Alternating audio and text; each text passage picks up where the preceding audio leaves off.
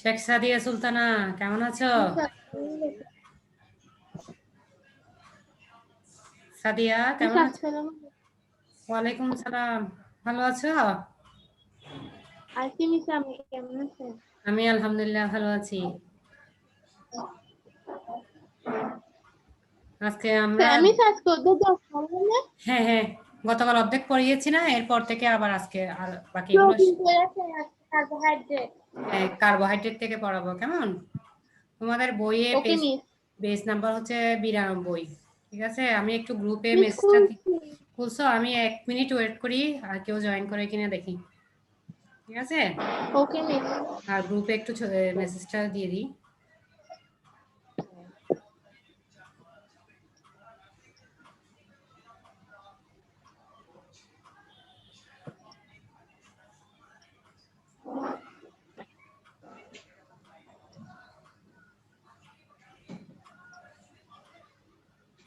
Miss 1 minute তো হয়ে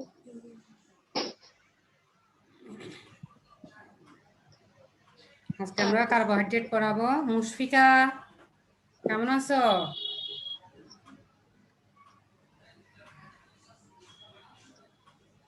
মুশফিকা কি আমার কথা শুনতেছে? জি মিস আছি। আচ্ছা, ভালো আছো? জি। আচ্ছা ঠিক আছে, আজকে দশম অধ্যায় পার্ট 3টা পড়িয়ে দেবো। তোমাদের পেজ নাম্বার হচ্ছে, বইয়ের পেজ নাম্বার হচ্ছে 92 পৃষ্ঠা। কার্বোহাইড্রেট কি? শুরু করে দেন। হ্যাঁ, শুরু করতেছি। মিস আমি পড়তেছি। আমি একটু বুঝে দিই, এরপর তুমি শুরু করবা, আমি বলবো। ঠিক আছে, মুশফিকাকেও বলবো, আবার আনিসা। হ্যাঁ, এরপর সাদিয়াকে বলবো। গতকাল যেভাবে তোমরা ইয়া করেছো, এইভাবে করে রেসপন্স করেছো, এইভাবে আজকেও করবে। কেমন? তাহলে বুঝবো যে তোমরা আসলে করতেছো। ঠিক আছে, তাহলে কার্বোহাইড্রেট আমরা খাদ্য থেকে যে পুষ্টি উপাদান পেয়ে থাকি, 6টা পুষ্টি উপাদান পেয়ে থাকি। এটা কি কি? প্রোটিন, কার্বোহাইড্রেট, ফ্যাট, ভিটামিন, ধাতব লবণ আর পানি। তাহলে কার্বোহাইড্রেট হচ্ছে দ্বিতীয়।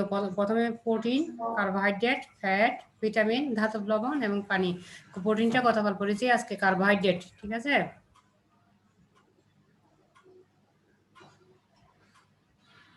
Part 3 carbohydrate. ঠিক আছে, হ্যাঁ, কার্বোহাইড্রেটটা কি একটু জেনে নিই। আমাদের দৈনিক খাদ্যের বিভিন্ন পুষ্টি উপাদানগুলোর মধ্যে কার্বোহাইড্রেটের পরিমাণ সবচাইতে কি বেশি, সবচাইতে বেশি। এর উপাদান অন্যান্য উপাদানের চেয়ে দামেও কি সস্তা। এই উপাদান অন্যান্য উপাদানের চেয়ে কি আবার সস্তাও। শরীরে তাপ ও শক্তি সরবরাহের জন্য গুরুত্ব বেশি, শরীরে তাপ ও শক্তি সরবরাহের জন্য গুরুত্ব বেশি। কার্বোহাইড্রেটের গঠন। সকল কার্বোহাইড্রেটে কার্বন, হাইড্রোজেন, অক্সিজেন এই 3টি মৌলিক পদার্থের সমন্বয়ে গঠিত। সকল কার্বোহাইড্রেটে কার্বন, হাইড্রোজেন, অক্সিজেন এই 3টি মৌলিক পদার্থের সমন্বয়ে গঠিত। তাহলে কার্বোহাইড্রেট কি কি দ্বারা গঠিত? Carbon, hydrogen, oxygen, hydrogen, oxygen. হ্যাঁ, অক্সিজেন এই 3টি মৌলিক পদার্থের সমন্বয়ে গঠিত। হ্যাঁ, এই 3টি মৌলিক সাহায্যে সমন্বয়ে গঠিত হয়। হ্যাঁ, এদের মধ্যে হাইড্রোজেন, অক্সিজেন পরিমাণ কত? 2:1 অনুপাত। এগুলো পানিতে যে অনুপাতই থাকে, কার্বোহাইড্রেট সেই অনুপাতই থাকে। তাই কার্বোহাইড্রেটকে হাইড্রেট অফ কার্বন বলা হয়।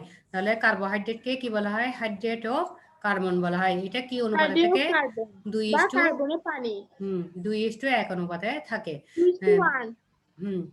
হাইড্রোজেন এবং অক্সিজেন যুক্ত কোনো পদার্থে যদি হাইড্রোজেন অক্সিজেন 2:1 অনুপাত থাকে, তবে এর পদার্থকে সাধারণ কার্বোহাইড্রেট বলা হয়। এবার আসো কার্বোহাইড্রেটের শ্রেণীবিভাগ। কার্বোহাইড্রেটকে প্রধানত 3 ভাগে ভাগ করা হয়। তোমাদের মোবাইলের স্ক্রিনেও দেখা যাচ্ছে। মনোস্যাকারাইড, ডাইস্যাকারাইড, আরটা হচ্ছে পলিস্যাকারাইড। মনোস্যাকারাইড, ডাইস্যাকারাইড এবং পলিস্যাকারাইড। মনোস্যাকারাইড হচ্ছে কি? যেসব কার্বোহাইড্রেট একটি মাত্র সরল শর্করার অণু দিয়ে গঠিত এবং একে আদ্র বিশ্লেষিত করলে ক্ষুদ্রতম কোনো সরল শর্করা অণু পাওয়া যায় না, তাদেরকে কি বলা হয়? মনোস্যাকারাইড। তাহলে যেসব কার্বোহাইড্রেট একটি মাত্র, শুধুমাত্র একটা শর্করা নিয়ে গঠিত, একে আদ্র বিশ্লেষিত করলে ক্ষুদ্রতম কোনো সরল শর্করার অণু পাওয়া যায় না, তাকে মনোস্যাকারাইড বা এক শর্করা বলা হয়। যেমন কি? Glucose, fructose, galactose. Glucose, fructose আর কি? গ্যালাক্টোজ। গ্লুকোজ কি? এটি কার্বোহাইড্রেটের সবচেয়ে বেশি পরিচিত সরল হাইড্রোকার্বন। এটি কার্বোহাইড্রেটের সবচেয়ে বেশি পরিচিত সরল হাইড্রোকার্বন। গ্লুকোজ পাওয়া যায় কোথায় কোথায় পাওয়া যায়? দানা শস্যে, কিছু পরিমাণ মূলে, আঙ্গুরে ও বিভিন্ন ফুলে। দানা শস্যে, কিছু পরিমাণ মূলে, আঙ্গুরে ও বিভিন্ন ফলে। এরপর আসো ফ্রুক্টোজ। ফ্রুক্টোজটা কোথায় পাওয়া যায়? মধু, পাকা মিষ্টি স্বাদের ফলে এবং কিছু কিছু সবজিতে ফ্রুক্টোজ পাওয়া যায়। তাহলে কোথায় কোথায় পাওয়া যায় এগুলো ইম্পর্টেন্ট, এবং উদাহরণগুলো ভালো করে শিখবে, আবার লিখবো। তাহলে লিখলে তোমাদের একটু মনেও থাকবে। মধু, পাকা মিষ্টি স্বাদের ফলে এবং কিছু কিছু সবজিতে ফ্রুক্টোজ পাওয়া যায়। এরপর আসো গ্যালাক্টোজ। গ্যালাক্টোজ কোথায় পাওয়া যায়? দুধের চিনি, দুধের চিনি বা ল্যাকটোজ। ল্যাকটোজকে ভাঙলে গ্যালাক্টোজ পাওয়া যায়। উদ্ভিদে গ্যালাক্টোজ পাওয়া যায় না। উদ্ভিদে কি পাওয়া যায় না? গ্যালাক্টোজ শুধু প্রাণীদেহে পাওয়া যায়। এরপর আসো যখন আমরা যেগুলো পড়েছি, এটা হচ্ছে মনোস্যাকারাইড, দ্বিতীয়টা হচ্ছে ডাইস্যাকারাইড। ডাইস্যাকারাইডটা কি? যেসব কার্বোহাইড্রেটকে আর্দ্র বিশ্লেষিত করলে দুইটি মনোস্যাকারাইড বা সরল শর্করা পাওয়া যায় তাকে কি বলা হয়? ডাইস্যাকারাইড। তাহলে যেসব কার্বোহাইড্রেটকে বলো। মিস এই যে আর্দ্র বিশ্লেষণ মানে কি? হ্যাঁ, আর্দ্র মানে জলীয় দ্রবণ আর কি, পানির দ্রবণে বিশ্লেষিত হয়। ঠিক আছে? এই যে গ্লুকোজ, আমরা গ্লুকোজ খাই না? খাই তো, ঠিক না? পানিতে মিশে আনার পর এটা এটা কি মিশ্রিত হয়ে যায় না? আর্দ্র বিশ্লেষিত হয়ে যায় না? No miss. No miss. কে বলতেছে? সাদিয়া। তাহলে কি গ্লুকোজ আমরা খাই না? খাই তো, ঠিক না? মুশফিকা এবার বুঝছো? Yes miss. ইয়েস। হ্যাঁ, আর্দ্র বিশ্লেষিত মানে বিশ্লেষিত হয়ে যায়, ঠিক আছে, দ্রবিত হয়ে যায়। করলে দুটি মনোস্যাকারাইড বা সরল শর্করা পাওয়া যায়, তাকে ডাইস্যাকারাইড বলা হয়। ডাইস্যাকারাইড কি আছে? সুক্রোজ, ল্যাকটোজ আর মিস মল্টোজ। বিশ্লেষিত হয়ে যাওয়া মানে ক্ষুদ্র ক্ষুদ্র হয়ে যাওয়া না? হ্যাঁ, বিশ্লেষিত হয়ে যায়। হ্যাঁ, যেমন চিনিতে আমরা যদি শরবত করি, যে চিনিগুলো দেখা যায় না? দেখা যায় নো না, মিস। এগুলো মিশ্রিত হয়ে যায়। ঠিক আছে?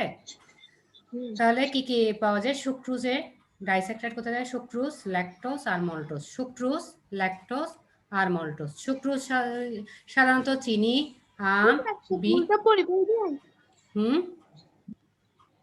পুরোটা পরিবেশন আসছে। পুরোটা আমি তোমাদেরকে যেগুলো ইম্পর্টেন্ট এগুলো বুঝাই দিব, আর যেগুলো আছে এগুলো তোমরা পড়ে নেবে। যদি সমস্যা ইনশাল্লাহ হবে না, এগুলো তো আগে পড়িয়েছি। ঠিক আছে? আজকে পুনরালোচনা করতেছি। তারপরেও এখানে তোমাদের কোনো একটা যদি সমস্যা লাগে আমাকে জিজ্ঞেস করবে। ঠিক আছে? কোনটা যদি না, এখান থেকে বেশি প্রশ্ন আসে না? হ্যাঁ অবশ্যই, তোমাদের থেকে আজকে পরীক্ষা আছে তো, তোমাদের আজকে পরীক্ষা আছে তো রাতে। ঠিক আছে? যেগুলো পরীক্ষায় বেশি আসে এগুলো একটু এগুলো ভালো করে করতে হবে। ঠিক আছে? এগুলো ইম্পর্টেন্ট, কার্বোহাইড্রেট, প্রোটিন, ভিটামিন। ঠিক আছে? এখানের মধ্যে যদি না বুঝো আমাকে প্রশ্ন জিজ্ঞাসা করবে, বারবার জিজ্ঞেস করবে, সমস্যা নাই। ঠিক আছে? যেটা না বুঝো। এরপর আসো ল্যাকটোজ। ল্যাকটোজ কি? দুধে চিনি পাওয়া যায়। ল্যাকটোজকে ভাঙলে এক অণু গ্লুকোজ ও এক অণু গ্যালাক্টোজ পাওয়া যায় দুধে। মিস জি, করেছে হ্যাঁ শুনতে পাচ্ছি, বলো। এটা কি? বিট কি? কি বলতেছো? সুক্রোজ? হ্যাঁ বুঝলে মিস। হ্যাঁ, সাধারণ চিনি আম ভিড়ের মানুষ কি?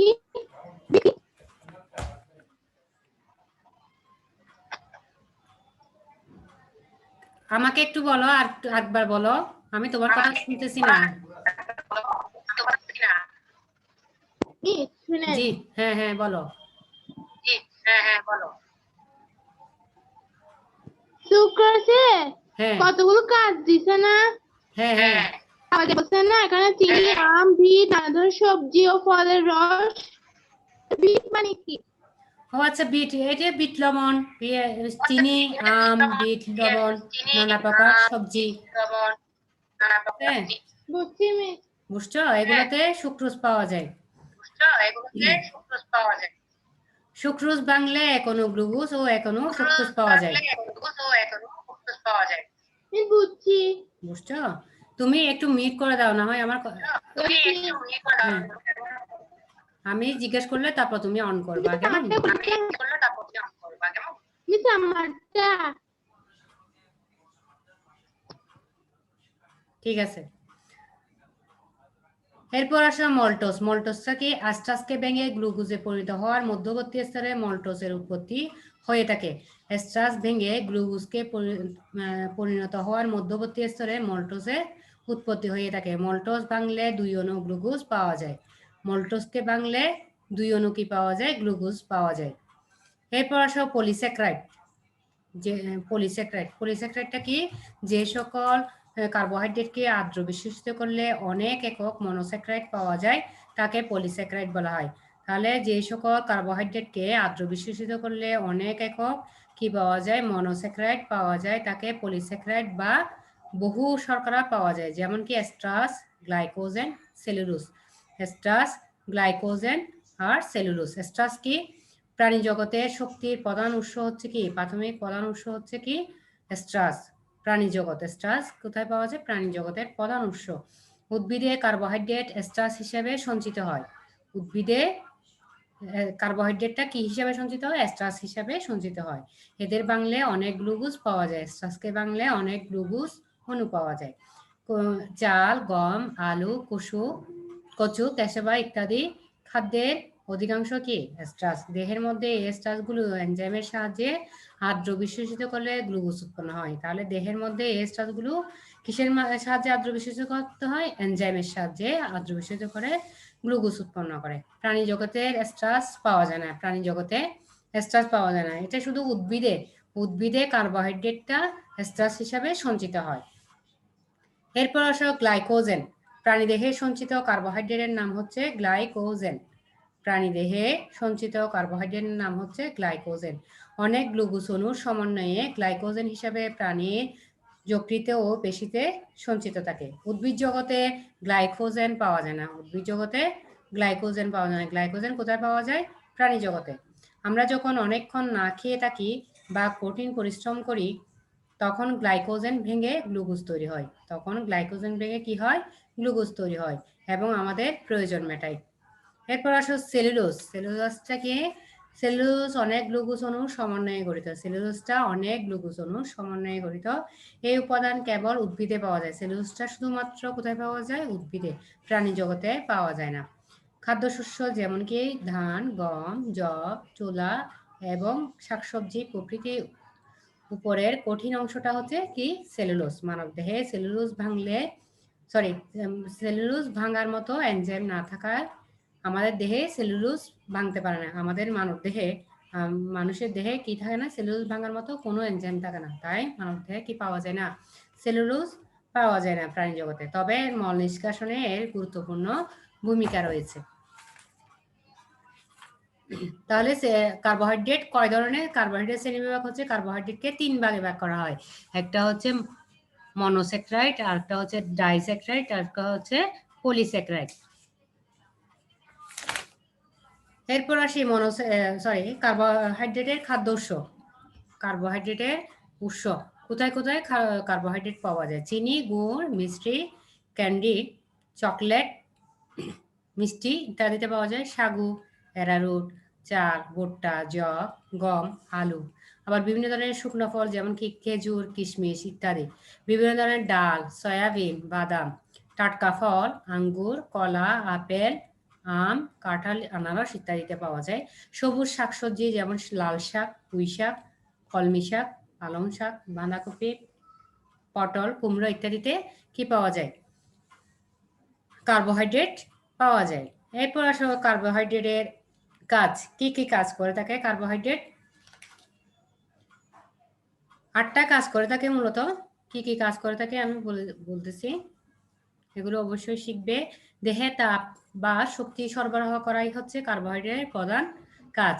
দেহে তাপ ও শক্তি সরবরাহ করাই কার্বোহাইড্রেটের কি কাজ? প্রধান কাজ। এজন্য একে জ্বালানি খাদ্য বলা হয়। তাহলে কার্বোহাইড্রেটের আরো একটা নাম রয়েছে, সেটা হচ্ছে জ্বালানি খাদ্য। 1 গ্রাম কার্বোহাইড্রেট থেকে 4 কিলো ক্যালোরি শক্তি উৎপন্ন হয়। 1 গ্রাম কার্বোহাইড্রেট থেকে কত কিলো ক্যালোরি? 4 কিলো ক্যালোরি শক্তি উৎপন্ন হয়। কেমন? এরপর আসি কার্বোহাইড্রেট সমূহ স্নেহ পদার্থ দহনে সহায়তা করে আমাদের কিটোসিস নামক রোগ হতে রক্ষা করে। কার্বোহাইড্রেট সমূহ স্নেহ পদার্থ দহনে কি করে? সহায়তা করে আমাদের কিটোসিস নামক রোগ হতে রক্ষা করে। প্রোটিন, ভিটামিন ও খনিজ লবণ গ্রহণে সহায়তা করে। প্রোটিন, ভিটামিন ও খনিজ লবণ গ্রহণে কি করে সহায়তা করে। অল্প প্রোটিনযুক্ত খাদ্যের প্রোটিনকে তাপ উৎপাদনের কাজ থেকে কি রাখে বিরত রাখে, ফলে প্রোটিন খরচ কম হয়। কার্বোহাইড্রেট এই কাজকে প্রোটিনের মিতব্যয়ী কাজ বলা হয়। কার্বোহাইড্রেটের উপস্থিতিতে এক প্রকার জীবাণু অন্তে ভিটামিন কে, ভিটামিন বি উৎপন্ন করে ওই সমস্ত ভিটামিনের অভাবে কিছুটা পূরণ হয়ে থাকে। সেলুলোজ জাতীয় কার্বোহাইড্রেট কোষ্ঠকাঠিন্য দূর করে। সেলুলোজ জাতীয় কার্বোহাইড্রেট কি করে শরীরে কোষ্ঠকাঠিন্য দূর করে। কার্বোহাইড্রেট যকৃতকে ব্যাকটেরিয়া গঠিত বিষক্রিয়া হতে রক্ষা করে। মস্তিষ্কে কাজ সচল রাখার জন্য একমাত্র জ্বালানি হিসেবে গ্লুকোজ জাতীয় কার্বোহাইড্রেট এর ভূমিকা গুরুত্বপূর্ণ। ঠিক আছে, তাহলে এই 8টা কাজ কার্বোহাইড্রেট মূলত করে থাকে। এই 8টা কাজই কি খুবই গুরুত্বপূর্ণ কাজ করে থাকে। খাদ্যে কার্বোহাইড্রেটের অভাবের ফল। খাদ্যে যদি কার্বোহাইড্রেটের অভাব দেখা দেয়,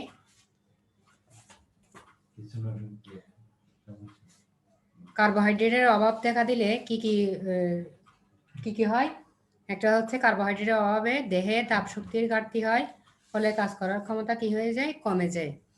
আহারে সেলুলোজ জাতীয় কার্বোহাইড্রেট অভাবে কোষ্ঠকাঠিন্য দেখা দেয়। যেহেতু সেলুলোজ জাতীয় কার্বোহাইড্রেট কোষ্ঠকাঠিন্য দূর করে, সেলুলোজ জাতীয় কার্বোহাইড্রেট যদি অভাব দেখা দেয় শরীরে, তাহলে কোষ্ঠকাঠিন্য দেখা দেয়। এরপর আসো পার্ট 4, লিপিড বা ফ্যাট ও ভিটামিন। ভিটামিনটা তোমাদের জন্য খুব ইম্পর্টেন্ট, পরীক্ষায় আসতে পারে। ঠিক আছে, এটা অনেকবার আসছে তোমাদের বিভিন্ন পরীক্ষায়, তোমাদের জন্য ইম্পর্টেন্ট। ঠিক আছে, আমি আরেকটা স্লাইড দেখাচ্ছি তোমাদেরকে।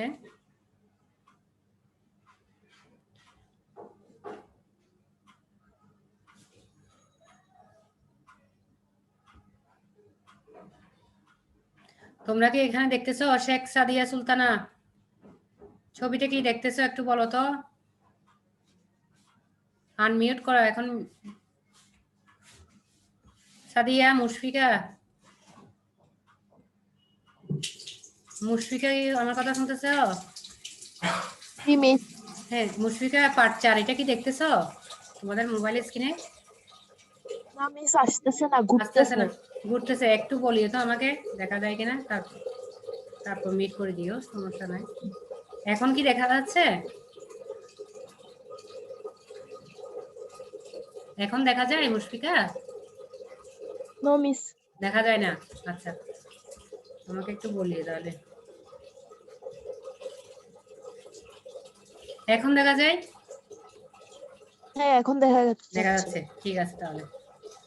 তাহলে পার্ট 4 পড়াবো এখন, লিপিড বা ফ্যাট ও ভিটামিন।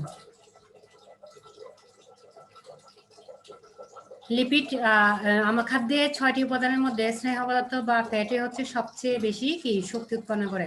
তাহলে আমরা যে খাবারগুলো খেয়ে থাকি ওই খাবারের মধ্যে যে পুষ্টি উপাদান পেয়ে থাকি, 6টা পুষ্টি উপাদান পেয়ে থাকি, ওখানের মধ্যে ফ্যাটটা কি বেশি শক্তি উৎপন্ন করে। প্রায় সব প্রাকৃতিক খাদ্যবস্তুর মধ্যে এদের উপস্থিতি লক্ষ্য করা যায়।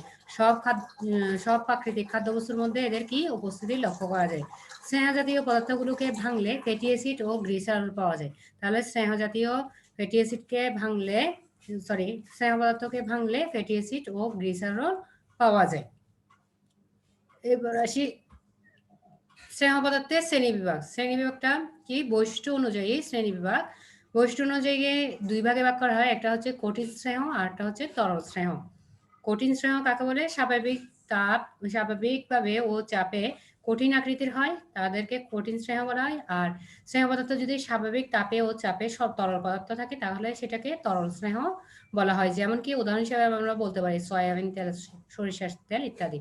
আবার উৎস অনুযায়ী স্নেহকে 2 ভাগে ভাগ করা হয়, একটা হচ্ছে উদ্ভিদ স্নেহ আর একটা হচ্ছে প্রাণীজ স্নেহ। উদ্ভিদ স্নেহ আর একটা হচ্ছে প্রাণীজ স্নেহ। উদ্ভিজ স্নেহ হচ্ছে যে সকল উদ্ভিদ জগৎ থেকে স্নেহ পাওয়া যায়, উদ্ভিদ স্নেহ বলা হয়। যে সকল স্নেহ যেমন কি নারিকেল তেল, সরিষার তেল, এগুলো হচ্ছে উদ্ভিজ্জ থেকে পাওয়া যায়। আরটা হচ্ছে প্রাণীজ স্নেহ, যে সকল স্নেহ পদার্থ প্রাণী জগৎ থেকে পাওয়া যায় তাদেরকে প্রাণীজ স্নেহ বলা হয়। যেমন গরুর চর্বি, ঘি, মাখন, মাছের তেল। গরুর চর্বি, ঘি, মাখন আর মাছের তেল ইত্যাদি। এরপর খাদ্য উৎস। এরপর স্নেহ পদার্থের খাদ্য উৎস কি কি খাদ্য উৎস আছে? প্রথম শ্রেণীর স্নেহ সয়াবিন তেল, ঘি, মাখন, সরিষার তেল আমরা মোবাইল স্ক্রিনে দেখতে পাচ্ছি। সরিষার তেল, কড মাছের তেল, শার্ক মাছের তেল ইত্যাদি। এতে শর্করা থাকে কত পার্সেন্ট? 90 থেকে 100%। এখানে বেশি স্নেহ পদার্থ পাওয়া যায় সয়াবিন তেল, ঘি, মাখন, সরিষার তেল, কড মাছের তেল, শার্ক মাছের তেল ইত্যাদিতে 90 থেকে 100% স্নেহ পাওয়া যায়। কেমন? এরপর আসো দ্বিতীয় শ্রেণী স্নেহ।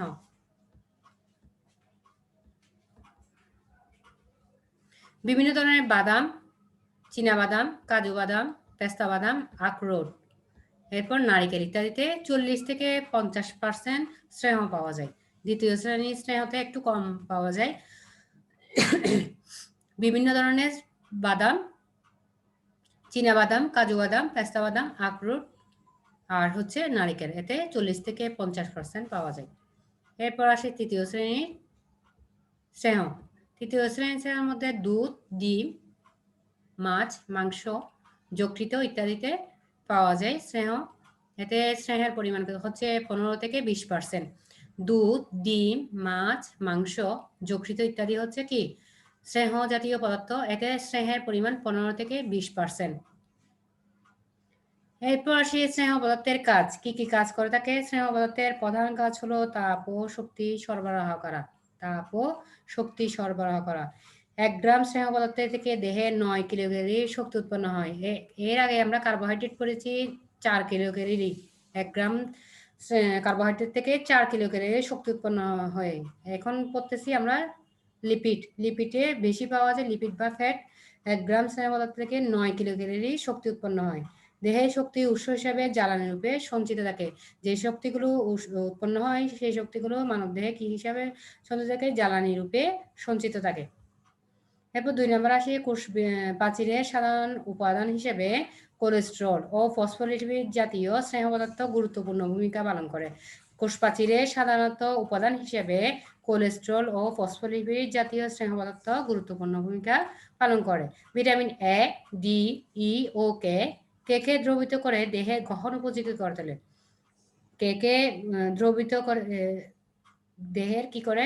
গ্রহণ উপযোগী করতে পারে। দেহের অভ্যন্তরীণ অঙ্গগুলোকে সংরক্ষণের জন্য স্নেহ পদার্থের গুরুত্বপূর্ণ ভূমিকা রয়েছে।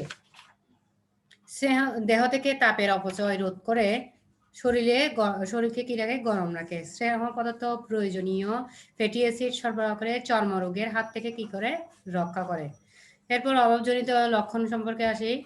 কি কি লক্ষণ প্রকাশ পায় অভাব দেখা দিলে স্নেহ পদার্থের? স্নেহ জাতীয় খাদ্যের অভাবে চর্বিতে দ্রবণীয় ভিটামিনের অভাব দেখা দেয়। এরপর ত্বক শুকনো কসকসে ভাব ধারণ করে। ঠিক আছে? অত্যাবশ্যকীয় ফ্যাটি অ্যাসিডের অভাবে শিশুদের দেহে একজিমা দেখা দিতে পারে। তাহলে এই 3টা লক্ষণ প্রকাশ পায় যদি স্নেহ জাতীয় খাদ্যের অভাব হয়। ঠিক আছে? মিস, জি বলো। খসখসে মানে কি? অমসৃণ আর কি, একদম রাফ কসকসে তেলে হয় না আর কি। ঠিক আছে?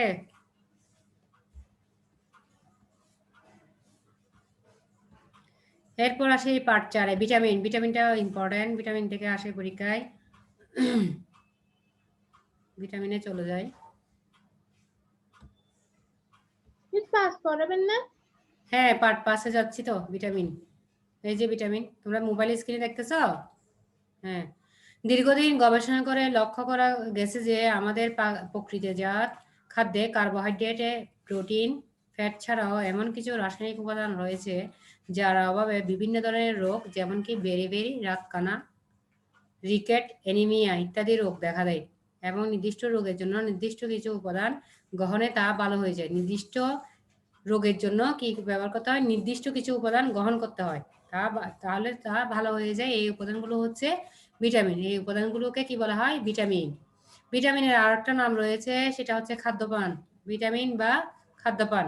তাহলে ভিটামিন আর খাদ্যপান হচ্ছে, ভিটামিন বা খাদ্যপান হচ্ছে খাদ্যের মধ্যে অবস্থিত বিভিন্ন প্রকার জটিল জৈব রাসায়নিক যৌগ যা জীবদেহে খুব সামান্য পরিমাণে প্রয়োজন হয়, কিন্তু এদের উপস্থিতি ছাড়া জীবদেহের শক্তি উৎপাদন ক্রিয়া ব্যাহত হয় ও সুষ্ঠু স্বাভাবিক বৃদ্ধি ও বিকাশ হয় না। এই যৌগগুলোর অভাবে বিভিন্ন ধরনের রোগ দেখা দেয়। এটাই হচ্ছে কি? ভিটামিন। বুঝছো ভিটামিন কাকে বলে? এরপর ভিটামিনের শ্রেণী বিভাগে আসি। ভিটামিনের শ্রেণী বিভাগ। দ্রবণীয়তার উপর ভিত্তি করে ভিটামিনকে 2 ভাগে ভাগ করা হয়। দ্রবণীয়তার উপর ভিত্তি করে ভিটামিনকে কয় ভাগে ভাগ করা হয়? 2 ভাগে। একটা হচ্ছে চর্বিতে দ্রবণীয় ভিটামিন, আরটা হচ্ছে পানিতে দ্রবণীয় ভিটামিন। চর্বিতে দ্রবণীয় ভিটামিন কি কি আছে? ভিটামিন এ, ডি, ই ও K. Vitamin A, D, E ও কে।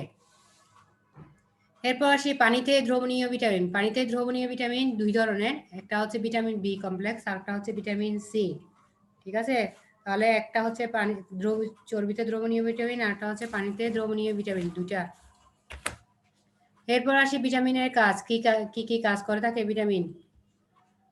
রোগ প্রতিরোধ ক্ষমতা বৃদ্ধি করে, শরীরকে কি করে? সুস্থ সবল ও কর্মক্ষম রাখে, দেহের বৃদ্ধি সাধন করে, গর্ভাবস্থায় শিশুর গঠন ও স্বাভাবিক বৃদ্ধির জন্য প্রয়োজন, প্রাণীর বংশবৃদ্ধিতে সাহায্য করে, স্নায়ু ও মস্তিষ্কের কর্মদক্ষতা ঠিক রাখে, চোখ ও ত্বক সহ বিভিন্ন অংশে সুস্থতা রক্ষা করে, রক্ত গঠনে সাহায্য করে, শরীরের বিভিন্ন পুষ্টি উপাদান যথাযথ ব্যবহার করে স্বাস্থ্য কর্মদক্ষতা অটুট রাখে। ঠিক আছে? এগুলো হচ্ছে ভিটামিনের কাজ। এরপর যাবো ভিটামিন এ আর ডি। ভিটামিন এ আর ডি, আমি তোমাদেরকে আরেকটা স্লাইড দেখাচ্ছি।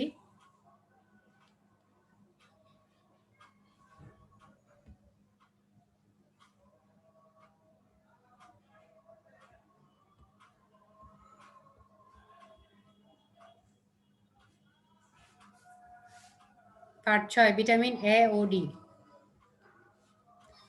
ভিটামিন এ এর কাজ কি কাজ থাকে? চোখের স্বাভাবিক দৃষ্টিশক্তি বজায় রাখার জন্য এই ভিটামিন গুরুত্বপূর্ণ ভূমিকা পালন করে। তাহলে চোখের স্বাভাবিক দৃষ্টিশক্তি বজায় রাখার জন্য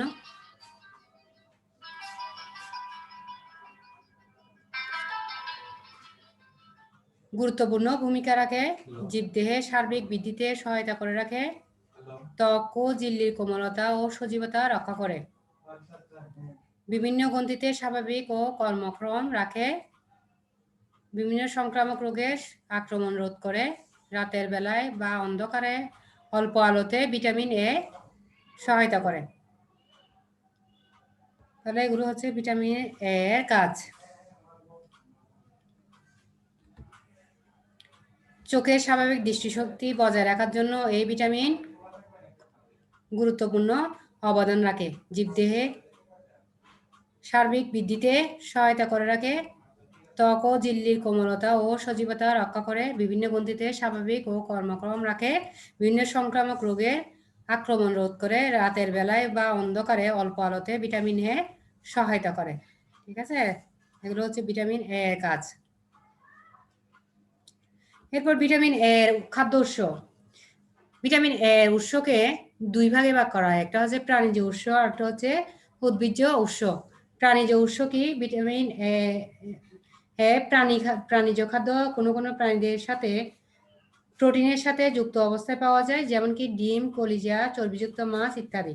আর উদ্ভিজ্জ উৎস হচ্ছে উদ্ভিদের বিভিন্ন অংশে হলুদ কমলা বা হলদে কমলা বর্ণের এক ধরনের রাসায়নিক যৌগ বা রঞ্জক পদার্থ থাকে, সেগুলো হচ্ছে খাওয়ার পর মানব দেহে ভিটামিন এ ও এতে কি করে রূপান্তরিত হয়।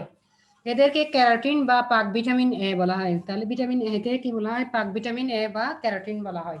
ঠিক আছে? এরপর অভাবজনিত লক্ষণ। বিভিন্ন ভিটামিনের অভাব হলে বিভিন্ন রোগ দেখা যায়, যেমন কি ভিটামিন এর অভাবে রাতকানা রোগ দেখা যায়। এই রোগ হলে রাতের বেলায় অল্প আলোতে বা অন্ধকারে দেখার অসুবিধা হয়। এছাড়া ভিটামিন এর অভাবে চোখের ঝিল্লি শুষ্ক হয়ে প্রদাহ দেখা দেয়, যেমন কি যে প্রদাহ হয়, এটার নাম হচ্ছে জেরাপথ্যালামিয়া। ভিটামিন এর অভাবে চোখের পর্দার অসচ্ছলতা হতে পারে, একে কি বলা হয়? কেরাটোমেলেসিয়া। এই ভিটামিনের অভাবে চামড়ার শুষ্কতা হতে পারে, রোগ প্রতিরোধক ক্ষমতা হ্রাস পায়। ভিটামিন এ এর ঘাটতি হলে শিশুদের রোগ প্রতিরোধক ক্ষমতা কমে যায়। এবার আসি ভিটামিন ডি। ভিটামিন ডি সম্পর্কে জানি। ভিটামিন ডিটা কি আগে একটু রাসায়নিক নামটা জেনে নিই। তোমরা অবশ্যই ভিটামিন এ আছে, ভিটামিন ডি, ভিটামিন ই, কে, এগুলোর অবশ্যই রাসায়নিক নাম ভালো করে শিখে ফেলবে। ঠিক আছে? বা রাসায়নিক নামগুলো ইম্পর্টেন্ট এবং পরীক্ষায় বারবার আসে। যেমন ভিটামিন সি এর বা রাসায়নিক নাম এমন এরপর ভিটামিন ই এর অপর নাম, এগুলো ভালো করে শিখে ফেলবে। তাহলে ভিটামিন ডি এর রাসায়নিক নাম হচ্ছে কি? ক্যালসিফেরল। ভিটামিন ডি এর রাসায়নিক নাম কি? ক্যালসিফেরল। এটার রিকেট রোগ প্রতিরোধ করে বলে এই ভিটামিনকে রিকেট রোগ প্রতিরোধক ভিটামিন বলা হয়। ভিটামিন ডি এর কি কাজ করে থাকে? ভিটামিন ডি অন্তঃতে ক্যালসিয়াম, ফসফরাস ইত্যাদি লবণ শোষণে সহায়তা করে। দাঁত ও হাড়ের গঠন ও পুষ্টি সাধনে ভিটামিন ডি গুরুত্বপূর্ণ ভূমিকা পালন করে। প্যারাথাইরয়েড হরমোনের কাজে সহায়তা করে। রক্তে ক্যালসিয়াম, ফসফরাসের মাত্রা নিয়ন্ত্রণ করে। এগুলো হচ্ছে ভিটামিন ডি এর কাজ। এরপর ভিটামিন ডি এর উৎস সম্পর্কে জেনে নিই।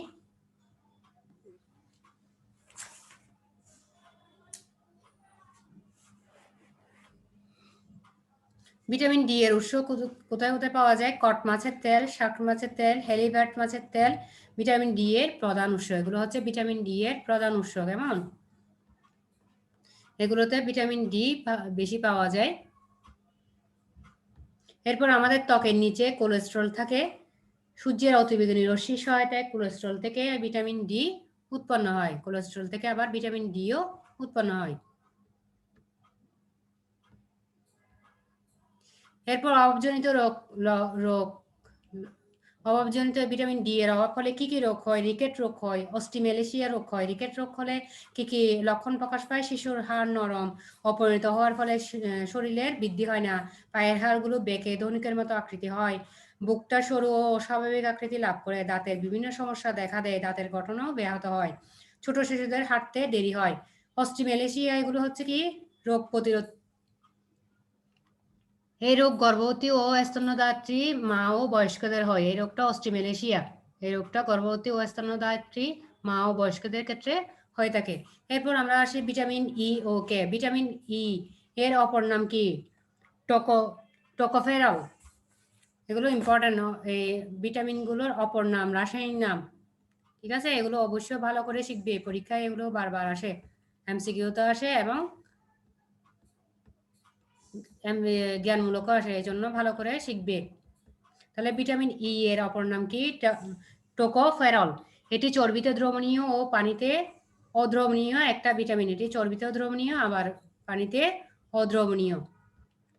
ভিটামিন ডি এর উৎস ভোজ্য তেল, যেমন কি সয়াবিন তেল, গমের জার্ম তেলে ভিটামিন ই সবচেয়ে ভালো পাওয়া যায়। আর ভিটামিন ই এর কাজ, ভিটামিন ই বিভিন্ন ধরনের কাজ করে থাকে। কি কি কাজ করে থাকে? ভিটামিন ই কোষগুলোকে জারণজনিত বিক্রিয়ার কারণে ধ্বংসের হাত থেকে কি করে? রক্ষা করে। কোষের মেমব্রেনে গঠনের জন্য অত্যাবশ্যকীয়, দেহের কোষে অত্যাবশ্যকীয় ফ্যাটি অ্যাসিডগুলো জারণের হাত থেকে কি করে? রক্ষা করে। লোহিত রক্তকণিকা বিভিন্ন জারক পদার্থের সংক্রমণ হতে রক্ষা করে। এগুলো হচ্ছে ভিটামিন ই এর কাজ। ভিটামিন ই অনেকগুলো কাজ করে থাকে। এরপর অভাবজনিত অবস্থা কি কি? ভিটামিন ই এর অভাব হলে 3টা লক্ষণ প্রকাশ পায়। এগুলো অবশ্যই ভালো করে শিখবে, এগুলো তো আগে পড়িয়েছি। ঠিক আছে? এরপর আসো ভিটামিন কে। ভিটামিন কে এর অপর নাম কি? ফাইটাল ন্যাপথোকুইনন। ফাইটাল ন্যাপথোকুইনন ভিটামিন কে এর অপর নাম। উৎস কোথায় কোথায় পাওয়া যায় ভিটামিন কে? উদ্ভিদের সবুজ পাতা, গাজানো খাবারে ভিটামিন কে পাওয়া যায়। আর ভিটামিনের কে এর কাজ কি কি কাজ করে থাকে? প্রধান কাজ হলো রক্ত জমাট বাঁধা সাহায্য করে, পিত্তের স্বাভাবিক প্রবাহ নিয়ন্ত্রণে ভিটামিন কে গুরুত্বপূর্ণ ভূমিকা পালন করে। পিত্তের যে স্বাভাবিক প্রবাহটা আছে ওইটা নিয়ন্ত্রণ করতে কে সাহায্য করে? Vitamin K. এরপর আসে vitamin B complex. Vitamin B complex আমি তোমাদেরকে স্লাইডে আরেকটা দেখাচ্ছি।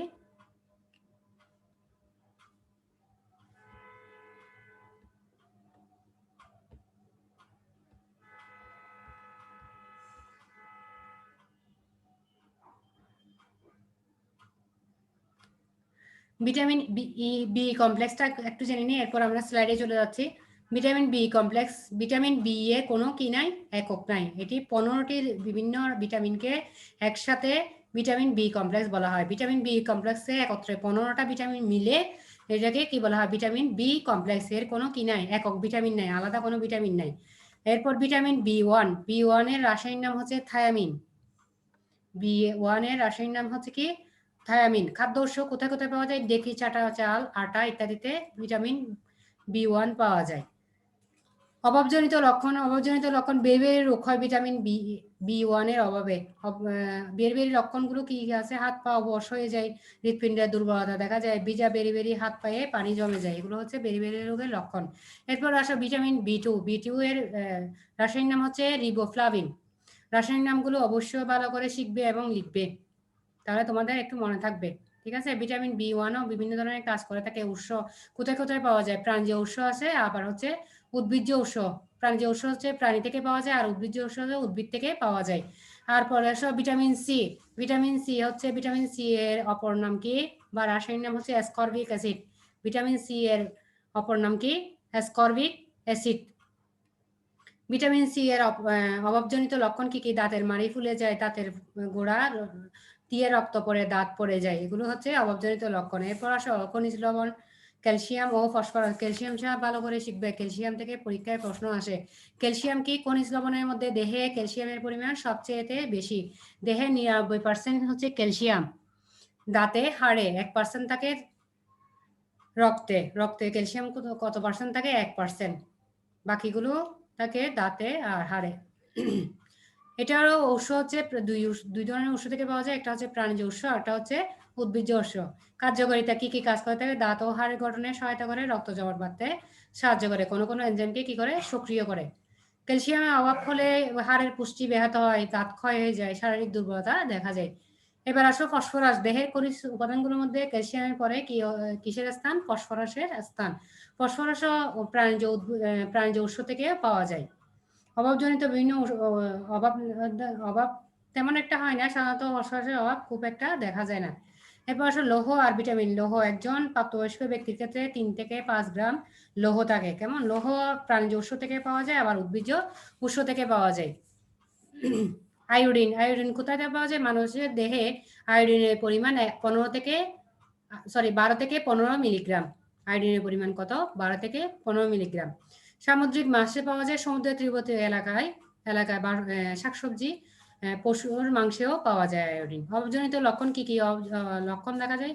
গলগণ্ড বা গয়টের রোগ হতে পারে, আর হাইপোথাইরয়েডিজম দেখা যায়, এটা হচ্ছে থাইরয়েড গ্রন্থির কর্মক্ষমতা হ্রাস হয়, ঠিক আছে? এরপর পার্ট 12 তে আসা পানি। মানুষের বেঁচে থাকার জন্য পানি অত্যাবশ্যকীয়। গড়ে একজন মানুষের প্রতিদিন কতটুকু লাগে? 2.5 থেকে 3 লিটার পানি শরীর থেকে বের হয়। এই জন্য সুস্থ মানুষের দেহে 6 থেকে 8 গ্লাস পানি প্রয়োজন হয়। কেমন?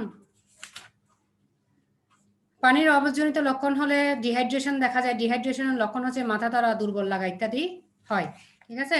তাহলে এই চ্যাপ্টারটা এতটুকুই। শেখ সাদিয়া সুলতানা, বুঝছো? এই চ্যাপ্টার শেষ হয়েছে, ঠিক আছে? এই চ্যাপ্টারে তো আর কোনো সমস্যা নাই।